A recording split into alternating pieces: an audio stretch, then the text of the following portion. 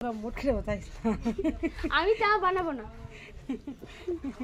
Mood সত্যি কইছি পালাই দিলাম। গাইস আমাদের বাড়ির কাজ চলছে, আমার মা আমাকে চা বানাতে বলছে, আমি চা বানাবো না। আরে বানাবো তুমি না। যাও।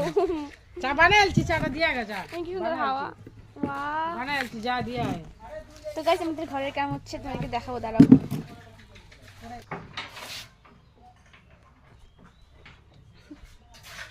দেখো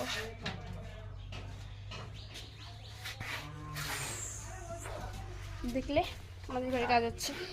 এই যে আমার মা চা বানিয়ে নিয়েছে, দেখো। দিয়াম তোর গরম ডাইলা দেখা নিলে বার করে দিয়াম। চা বানানো চা হয়ে দিয়াই তো গেছে। খাইছা না। আমি চা বানাতে পাই না। চা দিয়াইবো না।